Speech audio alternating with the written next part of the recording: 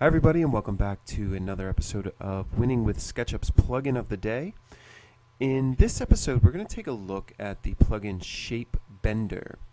And this is from Chris Fulmer, Fulmer. If you wanted to do a search for that in the extension warehouse, you can download that and follow along. What Shape Bender does is it is essentially a path deformation tool. So it will take a piece of geometry and it requires it to be a group or a component, and it will allow you to select a path and it will deform that piece of geometry to that path. Now, in order for Shape Bender to do its job, it's looking for a little bit of input from the user, and it's where things get a little bit tricky and why I think Shape Bender is one of the more underused plugins for how powerful it is, and I think it's just because it's a little bit confusing. So I'm going to try to demystify and break down how Shape Bender works and what it's looking for. So the first thing we're going to do is just start with a very basic example. So I'm just going to draw out an arc here, and let me grab the arc tool and just going to draw a standard arc here. You see we have 36 segments set in our arc here to begin with. Now, just going to draw also just kind of an arbitrary extruded rectangle here. So, and what we're going to do is we're just going to bend this along this arc here. So, in order to illustrate, I'm going to mark the vertices here, the endpoints on this arc with guide points, and I'm using Frito Tools Mark Vertices tool to do that, so it'll help us to illustrate a little better what's happening. So in order for Shape Bender to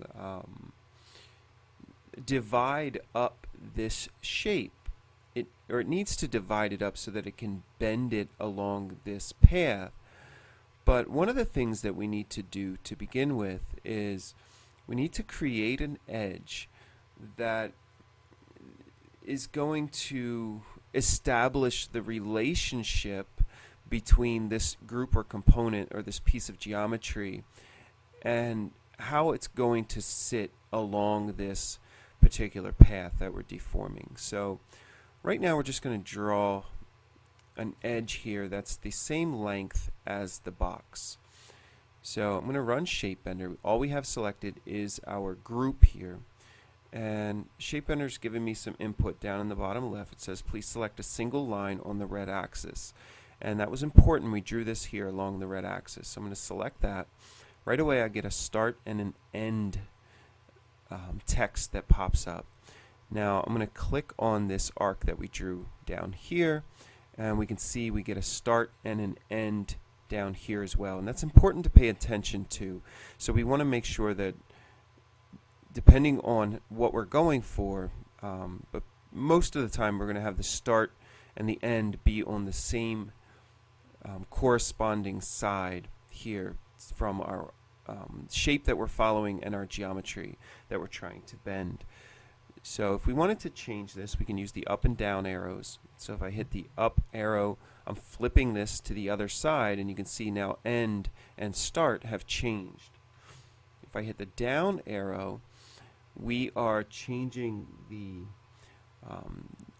starting point here of the geometry. So let's get it back to where we want it, and we want the start over here. So once we're happy, we hit enter. Now we notice right away that there's also the relationship between where this shape that we're bending is sitting compared to this edge is the same distance here. If we would measure that, getting 1 foot 10 and 9/16, and we can see we're getting the same measurement here. Except the only difference is what happened here is Shape Bender performed an offset. So if we were to look at the linear footage here, and we would take the linear footage of this arc, we can see that it's 35 feet 5 and 15/16 roughly. Now if we would measure the linear footage here, you can see that's only 32, almost 33 feet here. So it offset it, so it shrunk down the size here. And that's important if we want things to match up accurately and properly. So let's do this again. Let's delete that. Now this time let's move the box over until it's touching that edge there. And now let's go ahead and run ShapeBender. And we're just going to have to kind of look for this to light up blue because we're overlapping it. But we can see we did select it. We got start and end. Now we'll select our curve. We got start and end here. And something a little weird happened. It gave us our preview over here on this side, and it just happens that way sometimes. So I'm just going to hit enter, and it looked like it was lined up properly. So we can see now that that's sitting perfectly on that edge. Now we can also see that ShapeBender has divided this up to do this bend, and what it did was it used the, we can see the guide points that we added here. It used every endpoint to do this subdivision for bending. So if we would change this here, and I would lower this segment count down to something small, like say 6, and mark those vertices again, and let's just do this operation one more time. And we can see what that did. Did the exact same thing, it just bent this down into 6 segments there, which can be useful sometimes depending on what we're doing. So let's undo that. Now let's turn these segments back up here, and let's move this now over into the midpoint and snap that there, because sometimes we need to align something that we're bending to the midpoint, and that's how we would do that. Now we can select that and select this edge underneath. We can select our curve here, and we can see that it's flipped, but it doesn't really matter because it's sitting in the middle. So we just flip that around, and now we can see that we're sitting directly in the middle. And obviously the same thing would happen if we were sitting on the other side. Now what I like to do quite often is, because it's a little hard sometimes to see this edge here, I will actually lift up my initial component here. And what that'll do is it'll allow me to see what I'm picking, and it will also keep the relationship as we need it, and it's easy enough to drop this newly created piece down into place. So we can see what that does there, and go ahead and form that. And let's just flip this around. We get start and start. So now we're just sitting the same distance up on the z-axis or the blue axis. Again, just this relationship between this line here and our object is what ShapeBender is using here when it's figuring out the relationship over here. So now we looked at how the alignment is coming into play. Now let's look at how the length of this edge is coming into play. And to do that, I'm going to, instead of having this box here, we're going to draw out a plane. So I'm just going to draw an edge here. And actually draw this as a rotated rectangle. And we'll have our plane here. And we can bend this the exact same way we did that box. So it doesn't have to be 3D geometry necessarily. We can see that we can bend that the same way.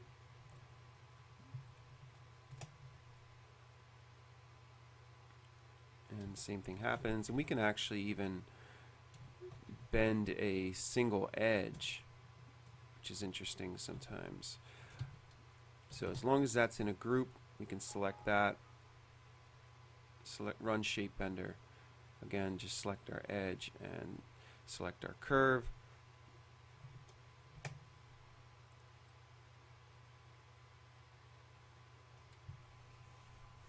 And we had a little bit of an issue there because what we need to do for that to work is to divide this first. So if we would divide this up into as many as we wanted, preferably 36 so that we were matching, and now we would run this. We'll see that we'll get a bend on that. So it really just did an offset. So it's not something you'll probably ever use, but can come in handy sometimes. So now what I want to do again is let's work with this plane here, and I'm going to just draw a few window pieces here. And let's just add a few copies in the middle. And I'm just going to unsoften those and delete those faces there. So what I want to do first is I'm going to take this edge and we're going to move it and scale it down so it's kind of hitting the midpoint of this window here. Let's group this, and just for an example, let's run this over and lift it up a little bit so we can see what's going on. Now let's run Shape Ender, select our edge here. We can see we've shortened that, and let's watch what happens here. Let's flip that and accept that. Now if we look at what happened, and we can turn on, let's actually go back. We can see it a little better here before we accept this. And flip this over. So if I turn on hidden geometry, we can see here that we have made, and again we had 36 segments in our arc here, so we have made 36 divisions that run the distance of this initial edge. So because that edge, which is our determining relationship, establishes the relationship here of what Shape Ender is supposed to do, it ran the divisions up until the end here. So whatever length this was, we took 36 to that point, and just that piece of the geometry was sliced up and used then to bend along this. So, and then the remainder here just runs out the other side. So if this was, let's say, halfway the distance here, then it's also, you can kind of think of this edge as a scale handle as well. So if we were lining up this piece of geometry to the start of the path here, we would technically be scaling from this midpoint along this path, and then the rest of this would scale relative to that. So if this was at the halfway mark here and we were using this path, then whatever the remainder on this side would be the linear distance here. So because we used half here, that would double our linear distance of this piece here, if that makes sense. So let's go the other way now and take a look at if we would make this larger. And let's go a little bigger with it now. And select here, select our path. And now remember when we were talking about them being like scale handles, and now we can see what happened is that if you would put this end on here and this end over here, and let's flip them around so we have end to end, and then you would scale them in, or if we would put the corner here to here and the corner here to here, and then whatever the excess is here, we would scale that in. Again, the relationship here, and it's really based on proportion, or the ratio here that this is sitting, is how this is scaling in, and we can see what we're left with. And we've actually gotten smaller there as that's tried to match this edge to this edge. So whatever it's had to reduce to get to this linear footage here, so we have 35.5 linear feet here, and we have over 67 linear feet here. So whatever the percentage is that's the difference between those two numbers is how this has been scaled down based on that percentage.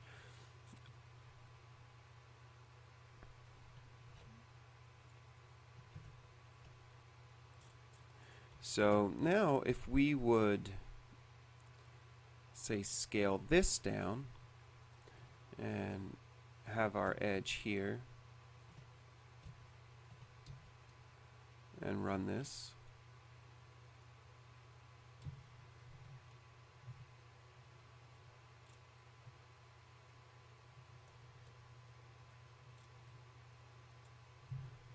and we can see what's happening there. We have that little excess because I don't think I'm all the way to the end here. So if I would just move this over, snap that to there, and now run this again.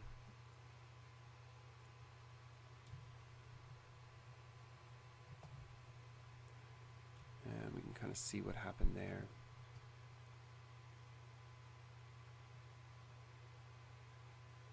That we have these skinny windows here, but as they've lined up to this curve, things have stretched out again based on that proportion or that ratio there. Now, when we need to match something and we need to get very specific with things like this curve here, and we don't want to alter the window, let's say, we want to keep that the same, and they need to be a very specific dimension. Well, what we need to do is we need to make sure that the linear footage that we have here on this arc, so here we see it's 25 feet 3 5/16. No, actually that's the radius. Our linear footage is down here. This is our length. So we can highlight that, copy it.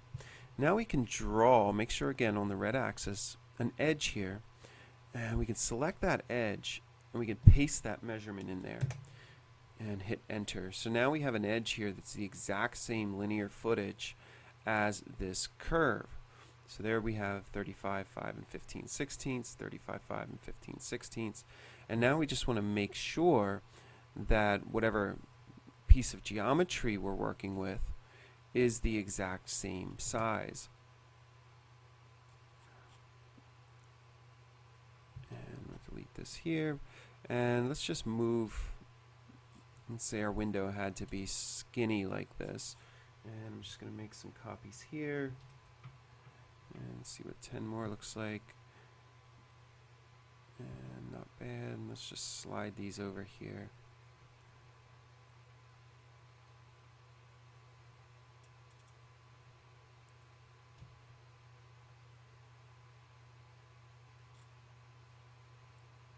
Find our center. There we go. So we can look at our windows here. Let's say we have 1 foot 3 7/8 roughly. Now, because this is the exact same linear footage, these windows should stay exactly the same size. So we'll run that again. And we just need to flip that, start, end. We say OK.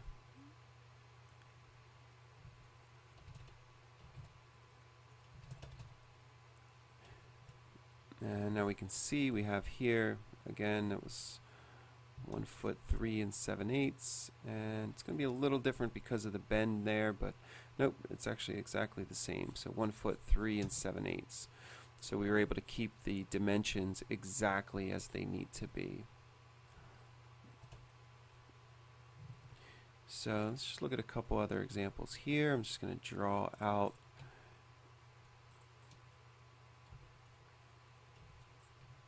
sometimes we'll run into this kind of wall in hardscaping or landscaping.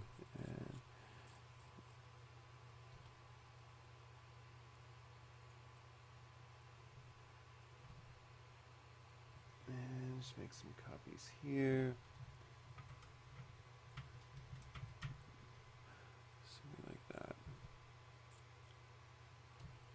And let's say we needed to bend this wall here along the outside of a patio or something. So again, we can look at this. We can draw our edge here, and we can snap right to our group, run Shape Bender, select our edge, select our curve, and we just need to play with the up and down arrows until we get that where we want it. Say OK. And we can see that went through and made that for us. We can get in here and unsoften this and then re-soften it. Toggle soften coplanar there. We should get a nicer result overall, but still this is a bit of a mess. We have just the way that this is split up is not really ideal overall. It's pretty messy. If we needed to do some quad based texturing on that, it would pose some problems. So we can get in here and actually back that up. And I want to make these two unique and get in here and just make some copies of this edge here.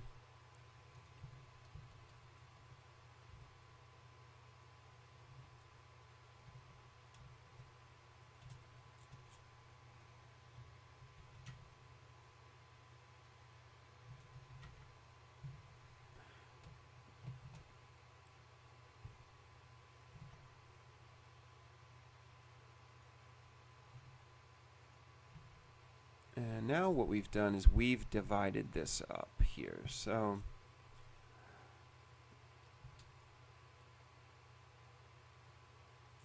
and what I'm going to do is just explode that there, and I'm going to clean that up. And actually got some faces here that formed, so I'm just going to clean those up really quick here. And I just ran a plugin there to clean up everything and hopefully delete the interior edges. And what we're doing is just trying to get a clean bend there so that it's better for texturing overall. So if we look and we remember, we have 69 2 and 5/16 roughly, and we can measure this. We see we're at 47. So this is going to stretch this out a bit here. So just being mindful of that. Select this now with the subdivisions there. Now let's try this again and take a look at how that looks. Flip that there, say OK. And looks a lot better. We don't have any triangulation in that now. So we can get in there and just tweak this here.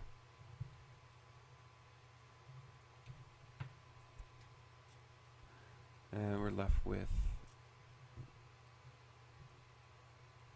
a very nice clean curve here. So the shape bender did a good job at doing that shape there. So one other example here, I'm going to go through some different things with windows and architectural elements, curved walls and things.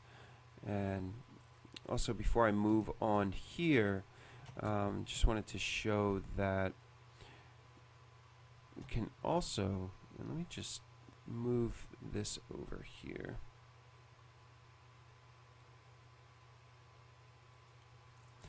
And just add a little bit of length here overall. So let me just turn on hidden geometry. And just move this over, make some copies here. So let's go maybe 8 more, 7 more, something like that works. And just tweak that again, and I'm just going to, okay, that looks good. So now we had that edge there. I'm just going to redraw that, let that come across. And now grab Shape Bender. Let's grab that and before I do anything, I wanted to actually create just a little bit of a different curve here.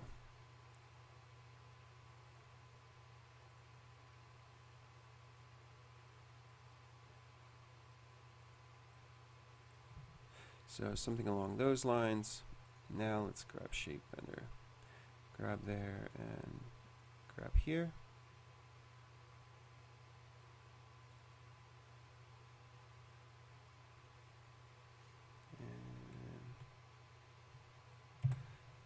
The down arrow and flip start and end with the up arrow.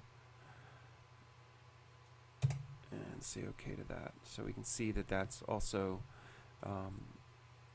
did a really nice clean bend as well over that S curve there. So let's move on over here. And these are just components that I downloaded from the 3D warehouse. It's a good idea to clean those beforehand. Maybe run cleanup from TomTom and let that go through. And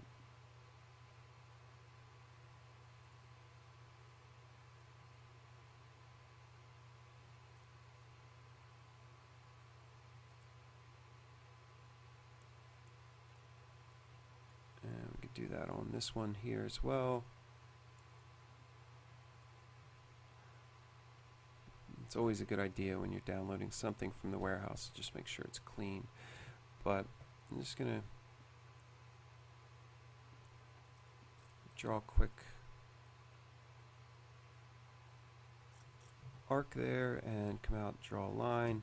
Just grab that. This is how quick we can do this. Just Shape Bender, click there, and it'll go through and process that. And this has nested groups and components in it, and what Shape Bender will do is generally it will explode everything. So you need to be mindful if you needed something to stay let's see here, as groups and components, then you would need to do it one at a time and each piece at a time. So looks like we might have some issues here with this one. No, it doesn't look too bad overall. It's just having some difficulty with some of this subdivision, but turn off hidden geometry, it looks okay. Let's do the same thing with this one. Grab that edge, grab there.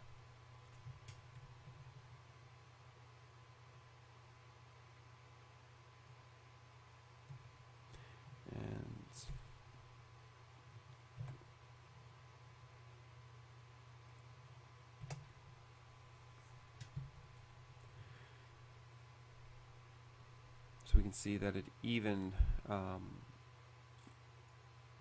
did a bend here on this piece, which is interesting, why I chose this component, that it actually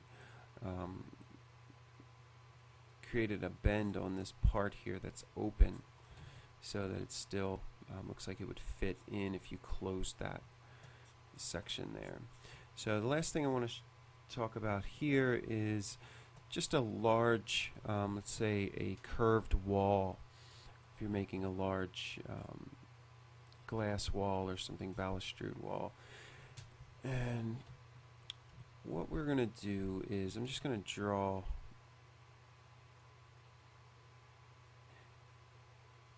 up here. It's kind of a 2D wall, and this is how I would recommend doing it, is keep the wall in 2D first and then do the extrusion afterwards. So I'm just going to move a copy of this over here.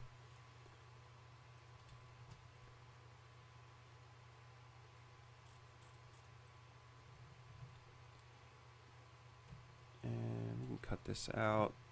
Just make sure we have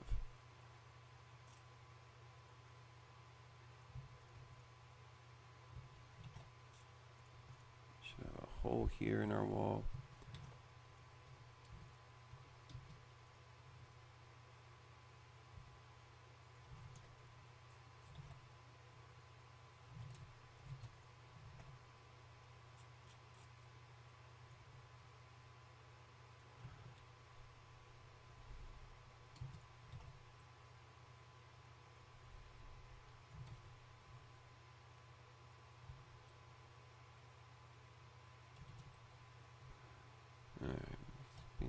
difficult, so I'm just gonna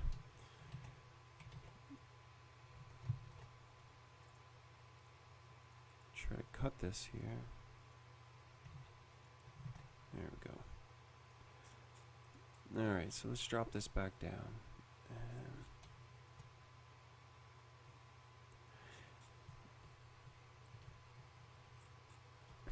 Now if we have our curved section here, and we just want to be mindful again of this distance. So we have 43 feet, 3 and 13/16. So I'm just going to grab that, copy it here, and just draw out an edge. Again, on the red axis, paste that in there. And I guess I grabbed the radius here. Oh, I'm sitting way up in the air, that's why.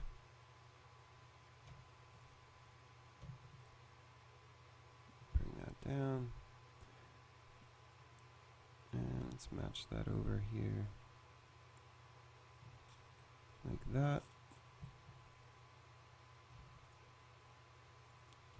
And I'm going to grab our wall section here, and it's going to be in 2 pieces. So I'm going to actually make this a little bit bigger.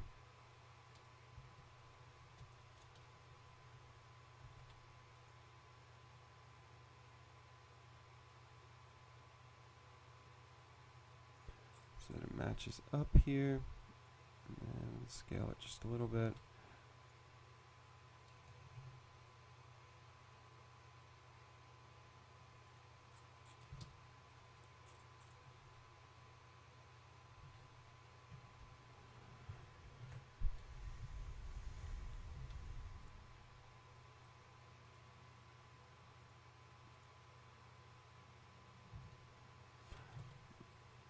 Okay, so I'm just gonna grab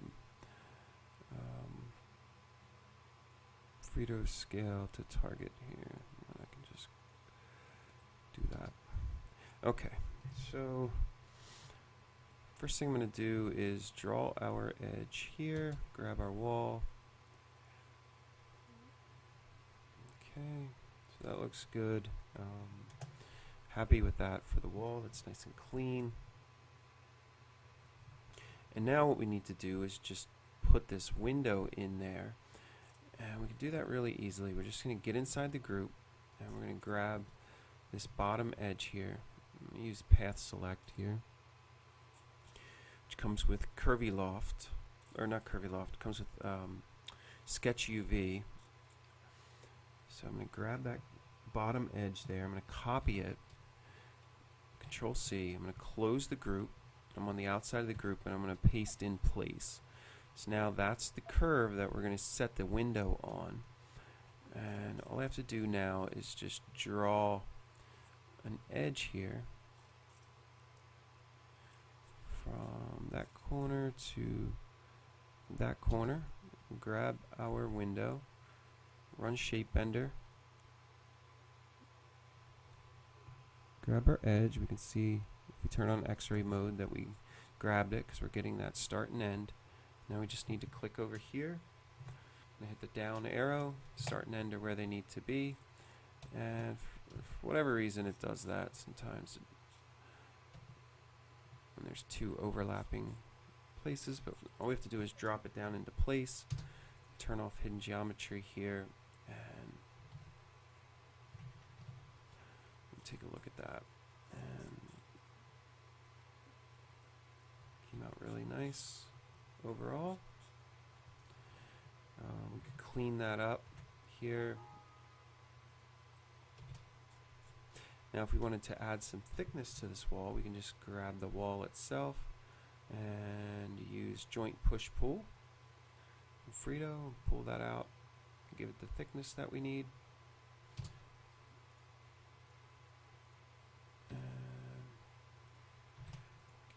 Like that. That's a solid component now, and we could actually scale this out if we needed.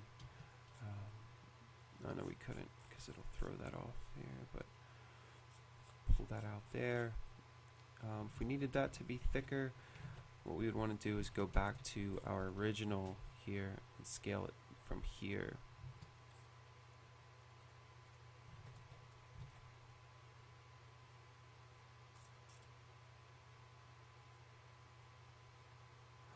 Like that. Whatever we needed for the thickness there.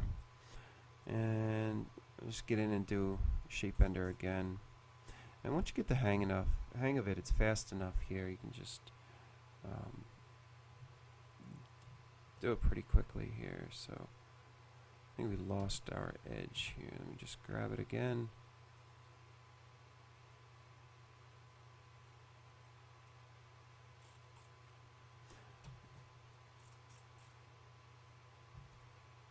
And it's still in a group there. Grab that, copy it, close it, again, paste in place, grab our window, run shape bender, grab that, and let's flip that around, start end, happy with that, and then we can just drop that down, use the throw to plugin, drop a construction guide and slide that back into place, make sure we're snap there, and we should have the same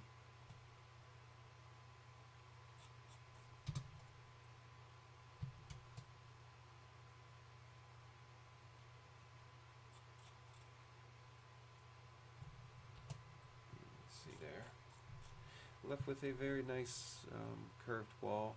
And again, if we needed to maybe detail this further, we were putting moldings or anything else on here, short of things like lights or other components. You don't want to use shape bender on those.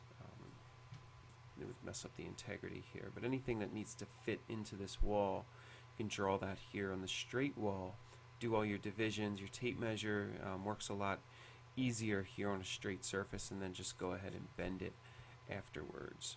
So I hope that was helpful and demystify shape bender a little bit. And if you understand how it works, it's a very powerful tool, and you can use it in your daily work. So we'll see you in the next plugin of the day video.